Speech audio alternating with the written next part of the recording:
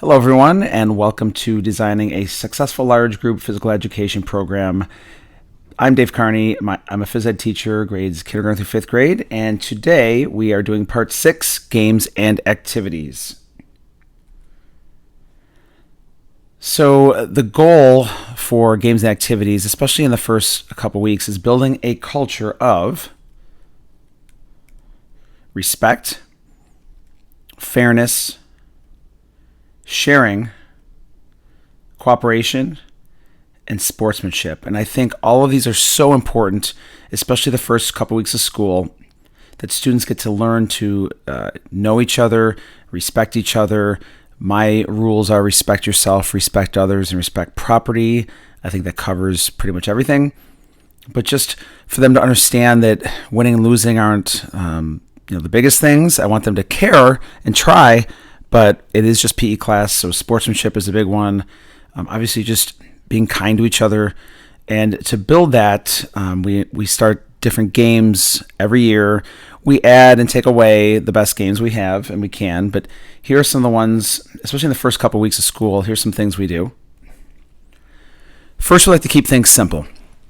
That means not a basic and non-competitive. So we don't, for 3rd, 4th, and 5th grade, we don't bring out like the flag belts. We don't do anything like that might get a little out of hand.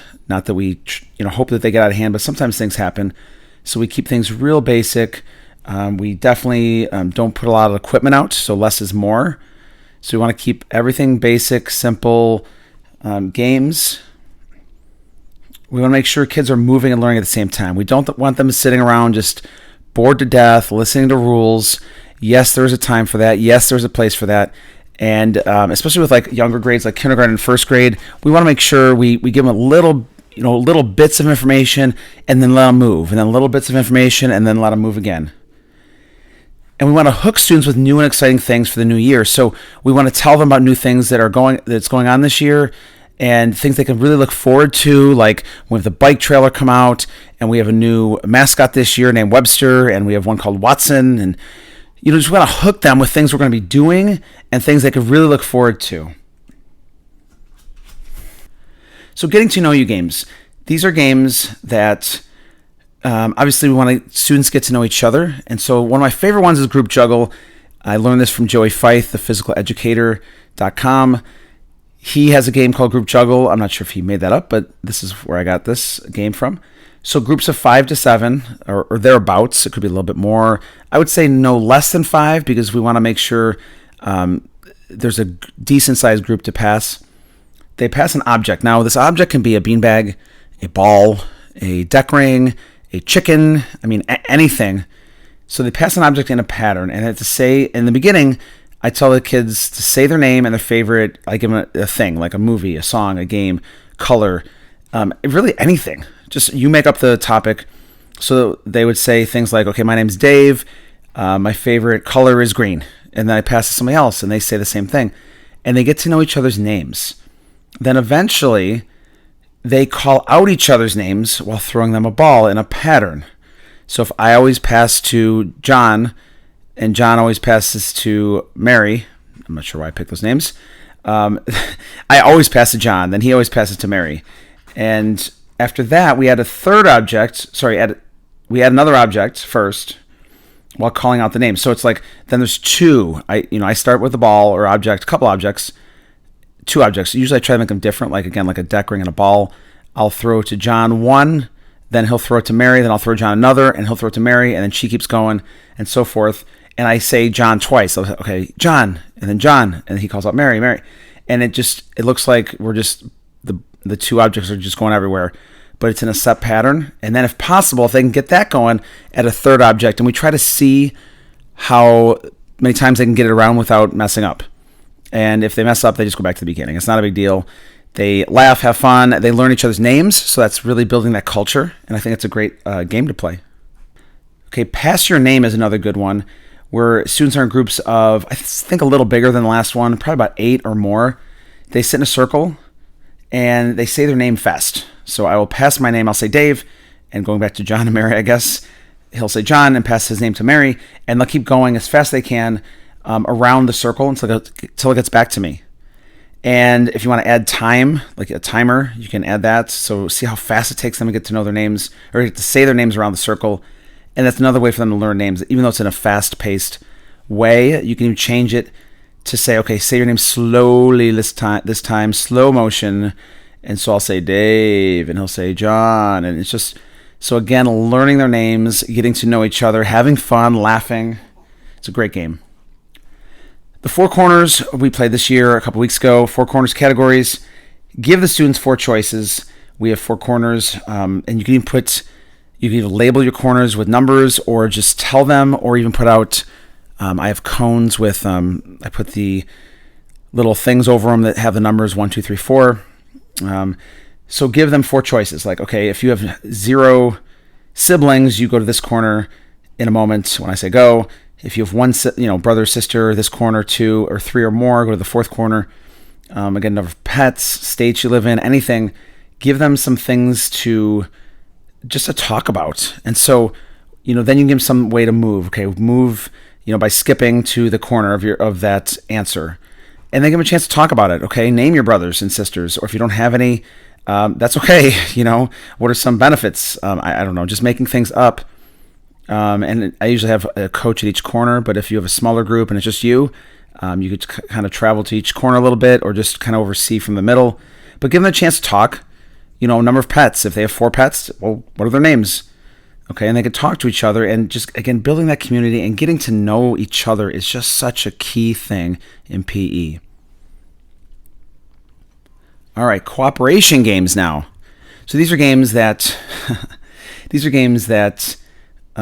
they have to work together to solve a problem, or to win the game or win the round. And Human Pretzel is one of my favorites.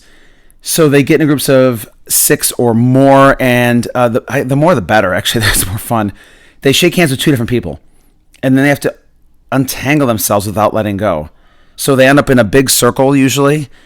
Some people are facing one way, and some are usually facing the other, but they have to work together and talk about, okay, say, you have to put your leg over my arm right here, okay, and I have to do this.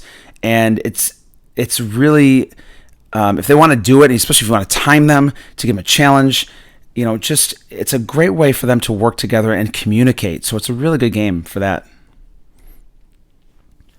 Okay, pass the hula hoop. So this is either in a circle or a line. So the same amount, 6 or more. I'd say anywhere between 6 and 10 is usually the best. They form a circle or a line while holding hands or wrists if they don't want to hold hands.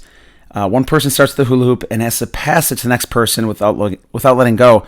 And usually, obviously, they have to go through like their hands, and then they have to kind of use their body to go, underneath it or through it, and they have to get their legs through, and then it goes to the next person.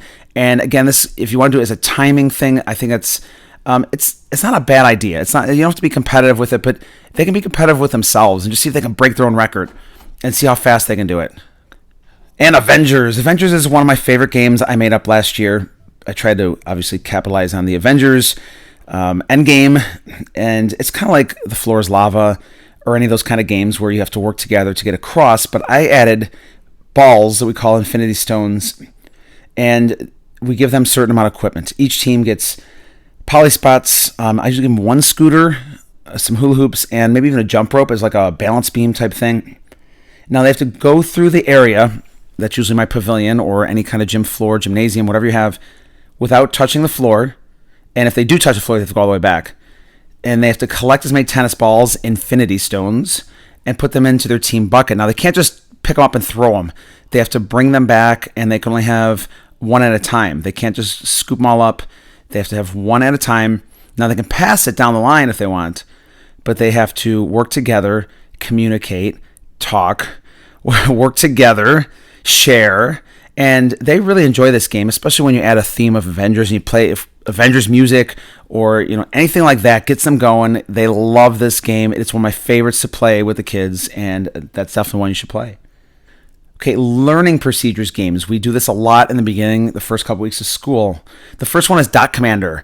Now, this is not for 4th and 5th grade. This is a K1, maybe 2 game, whole group. The teacher leads students on their dots or polyspots with various commands. I will tell them 2 feet together, jump to the left, then jump to the right, jump over the dot, jump in front of the dot, behind the dot, one leg in the air, balance on the dot, anything with the dots. And then I try to not trick them, but make them go faster. Okay, say behind the dot, on the dot, to the right of the dot, jump over the dot, and see if they can keep up. They seem to really like that game. And then it also gets them to learn left and right, behind, in front of, different words, and then you can have them do different things too. You can have them skip around their dot, or sideways around their dot, things like that. And they love it, especially kindergarten first. Boundary tag. This is great. We just started this year, actually. So we set up an area with cones for tagging, and this is set up for the second round. For the first round, tell the students to go play tag, and don't even tell them where to go. Just say, go play tag. Give them maybe a couple noodles and a couple people, or have everybody be it. And it'll get a little crazy. It'll get a little chaotic. And then stop the play and talk about it. Look, well, why do we have boundaries? Why are they important? And so tell them, these are the cones. And it's hard for kindergarten, first grade to really connect the dots, especially if you're in grass in the field like we are. So they have to understand the cones mean stop, and that they can't go out of the box. So then I'll play a game where they have to go, okay, everybody in the box, and they have to run or gallop or whatever you want to do in the box, and then they have to go out of the box, and do that a few times, and then go back to playing tag. And it seems to work a little better. There's always a few kindergarten first that have trouble with this, but just remind them that we put up boundaries for a reason, and really show them and demonstrate the reason why. Man Overboard. Man Overboard is one of my go-tos in the early stages of the year. This is a great game. This game, there's really 4 commands, especially and this is really a K1 game. A second grade, you could play with them. They're just really good at it, so it's hard to get them out. But they start on the basketball baseline, and we call it the back of the boat. And I call out different commands. There's the middle of the boat, there's the front of the boat, and the back of the boat. Those are the 3 main ones. And if I say man overboard, they have to sit crisscross applesauce on the line as fast as they can. Now, you can do this where you call people out, or you can do this where you don't call anybody out. I usually do a round or two or a couple commands, and I usually have 2 classes at a time, so I'll call, okay, girls first, girls to the middle of the boat, and then boys, I'll try to trick them or the girls, and I'll say, okay, as they're standing on the back of the boat, I say, go to the back of the boat, and see if they move, then they're out. So I try to trick them a little bit, but it's really about getting to know the lines and learning commands and learning to listen and follow directions. And so you don't have to make this elimination game. At the very end, I have an elimination game, but I'll let the other kids that are out usually go play at the playground with another coach, or do something different so they're not just sitting there. So that is a great game for K1, especially in the beginning of the year. Man Overboard. Okay, so here's some game ideas. Now, the TGFU model is my favorite. It's called Teaching Games for Understanding. It follows 4 different categories especially. There's target games, invasion games, strike and fielding games, and net wall games. So instead of teaching soccer when it's soccer season, baseball in the spring, basketball when it's basketball season, hockey when it's cold outside kind of thing, it follows more of a progression, and it's more games-based and not skill and drill. So I love the TGFU model. You don't have to do that, but I think that's the best model there is, and it's a lot of questioning and changing objects and changing space and just all sorts of things. I'm not going to get into the main thing here, but that is the basic, premise of TGFU, and I think it's the best way to teach. So make games relevant to the unit. So if you are doing a striking and fielding game, don't just find something online and be like, oh, I want to play this tomorrow. Follow a progression. If you're teaching throwing and catching, make the games relative to throwing and catching. Now, it doesn't have to be exactly throwing and catching all the time, but something where they're using those skills and learning the basic skills they need to progress in the unit. And kind of what I just said, don't just use or do what's new on social media. There are lots of cool games out there, and I like to pick up games on the internet as well, but I want to make sure first of all, it's a good game. It works for my large groups, so it needs to work for your program. And it also needs to be, what you're playing that week. Don't just throw it in there the next day saying, hey, that's cool. And we've talked about that before earlier in this program. But don't just do what's cool on social media. Look and make sure it's relevant to what you're doing, and make sure it's a good game that matches what you want. So being creative means, looking at your equipment and saying, well, what can I do differently that I can engage them, I can hook them, I can use themes, I can just do different things to get them hooked on the games we're doing and get them really wanting to play and really wanting to learn and wanting to move. So think of things you can do and think outside the box. Just go for it. Think of things you can do that is just relative to your what you want to do for your program, but will get the kids just excited and just can't wait to go to PE. And above all, have fun. I mean, that's the bottom line. Have fun. That's what's most important in this whole thing is have fun. Make sure they learn, but have fun. Okay, part 7 now is the intangibles. So, what are intangibles? Intangibles in PE. You can see right there, we're standing with a tree. His name's Sway. And we've talked about him before. I've talked about guests before, so we will cover this. But intangibles are just that extra mile. There it is. Go the extra mile. Now, these are some things that you might not even think of, and things that, the kids might not see. But if you know you're doing them, then that's what's important. So the first thing is create a masterpiece. Now, you're not going to create an Eiffel Tower or a Sistine Chapel, I wouldn't think. But for your world, create that masterpiece. To me, my masterpiece was and every year is my 5th grade sport ed Chukball unit, which I love. And the kids love it. They look forward to it. They know when they hit 5th grade, hey, this is what we do. And it's something to look forward to. And it's something that I take such great pride in. And it's not perfect. And it's not without flaws. And it's not, there are times when it just doesn't go well. But to me, that's my masterpiece. And that'll always be my masterpiece. I love it. And it's my favorite thing to do. Okay, the second thing is see your work as art. If you see your work as a craft, as art, things are just better. They seem better. You look at the classroom differently, or your space differently. You want to be there. You want to create and have students master these skills. And it's just, if you look at it differently, you'll just see everything differently. And I guess it's hard to explain, but if you see that, once you see your work as art, and once you start creating masterpieces, just everything changes. And by the way, I'm the worst artist there is, but it doesn't matter. I see my work as art, as a craft. Okay, this is a good one, or a big one for me. Put in the work that no one will ever even know about but you. Put in that extra work after school, on social media, engaging in chats from all over the world, talking to people.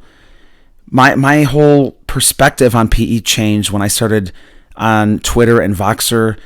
And I started talking to people from Australia, and people from Saudi Arabia, and people from England, and people from down the street. And, it just, everything came together. And I started learning so much more. And again, your students may never know this. Your principal may never know this. But put in that extra work, go the extra mile, and you will see a difference in your life and the students' lives. Be a source of stability for your students. Be consistent. Be there for them. Give them the high fives. Ask them how their day is going. Say good morning to them. Be consistent. Be stability. Some of those kids don't have stability. And to me, this is one of the big ones. Be the same if you're mad, sick, or sad. Doesn't matter. If I'm fighting with my wife, the kids should never know. If I'm mad at my coworker or another student for saying something, you got to shake it off. Be the same no matter what.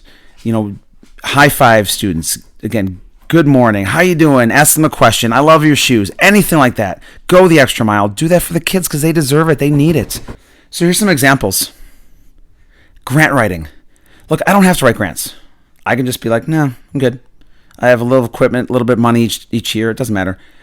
I write grants almost every year. Now, I don't always get the grants. I've been rejected. Recently, I've been rejected. And that's okay, but try to build a program, build up the school, even if you're only there for a year or two. Like I said, go the extra mile. Try to find some grants out there. A lot of them are free. A lot of them, the USTA, Tennis Association, First Tee, these are free. If you put in the work, they're free. I believe there's a bowling one, United States for bowling association. So look at these, go for them, and find some ones locally. This is what I call customer service in PE. Getting to know the kids' names, bringing special guests, be silly for the kids, and take risks. So it all goes back to customer service, really, is pretend they're your customers. Take care of them. Bringing in special guests is one of my favorite things to do. Being silly, we have so much fun at school. We have a mascot this year named Webster, and he comes out and does silly dance with the kids and just do all these things for them. Every year we have a back to school dance, and I'm the DJ, and I'm up there dancing and bringing up kids, and we're dancing on stage, and there's parents looking at me like I'm like, who is this almost middle-aged guy dancing with students on the stage? What's wrong with this guy? But I do it for the students. This is my customer service. Bringing special guests, that's one of my favorite things. We bring in the hockey team, the local hockey team. It's a semi-pro team. The players come in and they shoot around with the kids. Bring in baseball teams. We brought in the Red Sox, a couple players last year. I mean, do this because it's what's best for your kids. They may never get these experiences. Do this for them and take the risks. Take risks. Do what you have to do, again, to build that program. You may fail. That's okay. Take the risks. And I failed a lot. I've been rejected a lot by my principal, by the people that I write grants for, like all this stuff. But go for it. Try. Who cares? Give it a try. It's worth it. All right, here's some quick examples. And the top, we'll go from top left, is me and Jackie Bradley Jr. He is a World Series champion. He is a Major League Playoff MVP.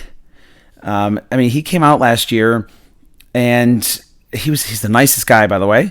But he came out. Red Sox have their training facility right near us, their spring training.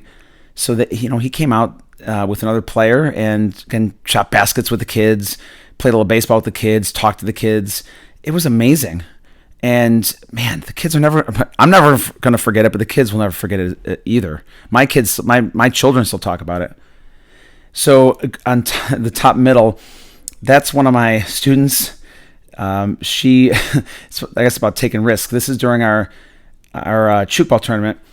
Her team name was the Reapers. And I mean, look at that poster. It's kind of like, not sure if it's appropriate for school, but you know what? I thought it was so creative and I just loved it. And look at even the way it's spelled and everything. I thought it was so cool. Now, some people may disagree. I understand, but like, that's my risk taking because I think she did a fantastic job on the artwork. She took a risk, so I'm going to take a risk for her. And top right corner, that's actually one of my former coach's daughters in the middle and a friend. Those are the funky cones we used to have. We had 3 sets of those. Those totaled almost $8,000 in grant writing, and we got those for free. All we had to do is put in the work. Now they don't work anymore, which kind of stinks, but we got credit for them, and then we got new stuff. But we've written grants for over $25,000. It's worth it. The kids love it, and it's in most cases, it's technology based, not always. So it's adding that layer of technology, adding that layer of fun, adding that layer of customer service, everything.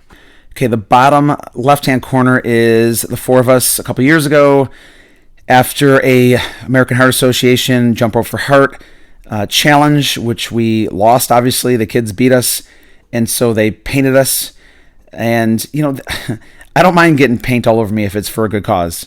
We raised a ton of money that year, and we put some money back into our PE program as well. And it was for a good cause. And actually that year we raised money for a student that actually passed away that went to our school. She had heart problems. And so we raised a lot of money for her mom, her family. And so we were pretty proud of that we could help locally. And so, those are just some things that, I'm never going to forget. And hopefully the kids, remember the silliness, craziness, and the fun we have at PE. And finally, along with the Reapers, these are some of the other posters. This is just, man, letting the kids be the creators of this masterpiece. I mean, they're the ones who helped me with. It's not my masterpiece; it's theirs. I always say that. It's ours, as a matter of fact. So they created team posters, and we put them up. We hang them proudly during the tournament. The kids will amaze you if you let them. Allow that. Let that happen. Those are the intangibles I'm talking about. So please take the risks and go for it. That's, if I could say a couple things, go for it. Take a risk. Customer service. All these things are so important, and the kids will never forget it. So thank you so much. And if you have any questions, please contact me at supersizephysed.com. I appreciate all of you being here today, and let me know what you think. Let me know if you have questions, like I said, and take care.